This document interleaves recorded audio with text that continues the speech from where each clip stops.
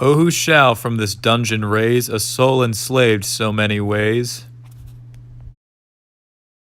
With bolts of bone that fettered stands in feet and manacled in hands. Here blind with an eye, and there deaf with the drumming of an ear, a soul hung up, as 'twere in chains, of nerves and arteries and veins, tortured beside each other part, in vein of head and double heart. O who shall me deliver whole from bonds of this tyrannic soul, which stretched upright impales me so, to which mine own precipice I go, and warms and moves this needless frame, a fever could but do the same, and, wanting where its spite to try, has made me live to let me die.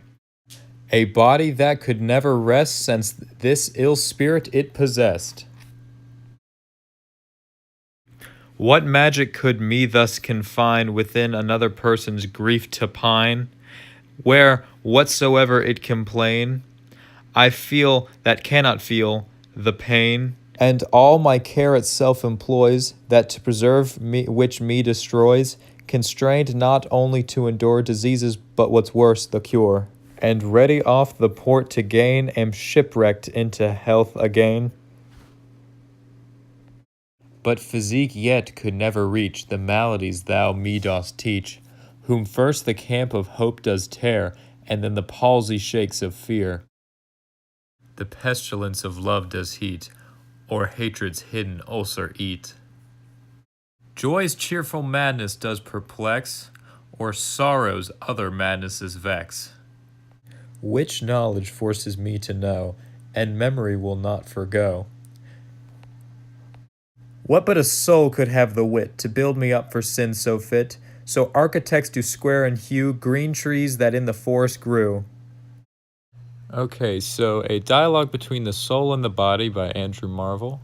In the first stanza, we see that the soul is talking, and he is, in the first two lines, he is talking about how he feels enslaved and, in a dungeon, and overall he's speaking to himself being confined, and in the next two lines, he continues this by saying that he's manacled and restricted, and then he goes on to further elaborate and kind of clarify what he means, and he's saying that he feels both blinded and deafened by eyes and ears, which are things that should be giving him sight and hearing, and then going on, he keeps going with this idea that things that should be giving life, as in nerves, arteries, and veins, are what is torturing him and keeping him restricted.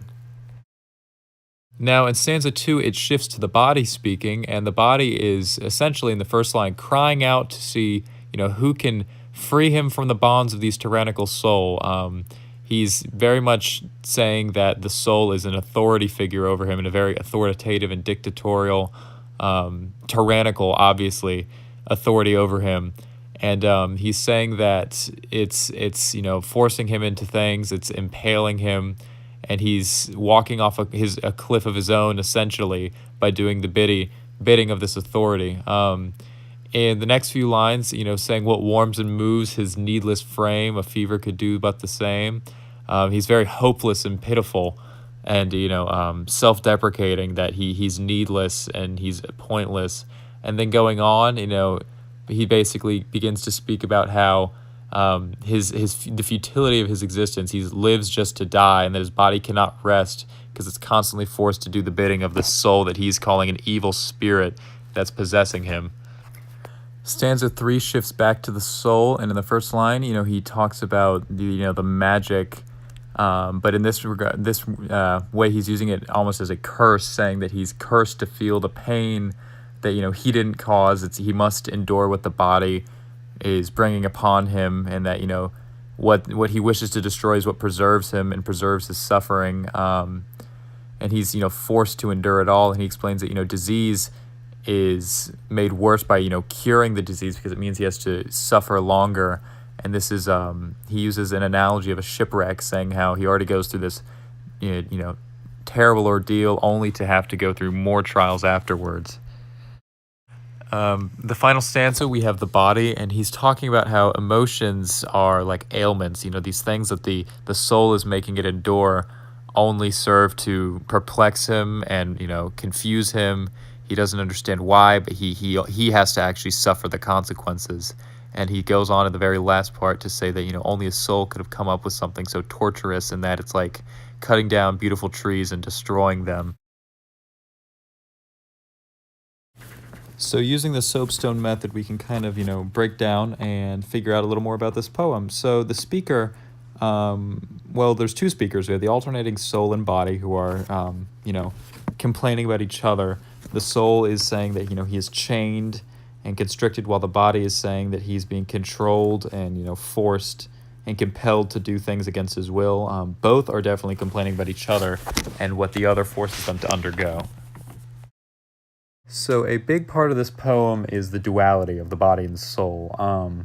This constant duality is, the competition between the soul and the body. Both have their grievances with the other, and basically, we as people can relate with this because, we have all felt something similar, what we believe and want versus what we are, physically capable of. And especially with the way that the body is kind of being depicted as wearing down, you could definitely say that maybe this has to do with old age. Well, you have a young soul, maybe that the body is no longer capable of keeping up with how much you really wish to be doing in life.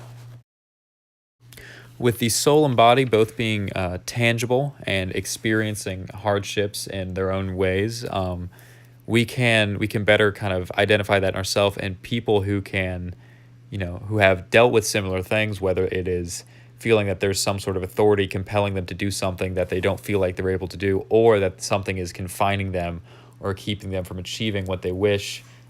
People with these problems can relate to this. Okay, again, the purpose has to do with, the constant duality that was mentioned earlier.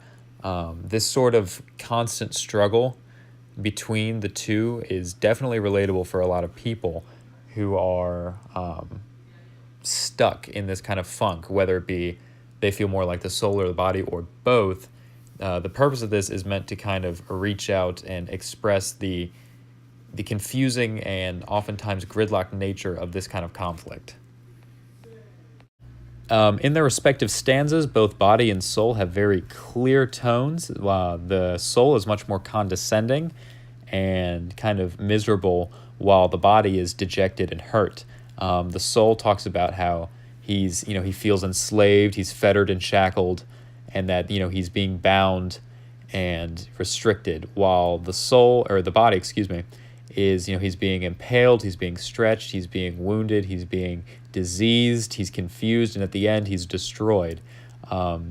This kind of very melancholy tone on the both parts, of course with their own distinct forms, but both of these kind of feed into the overall morbid and miserable tone that kind of encompasses the whole poem.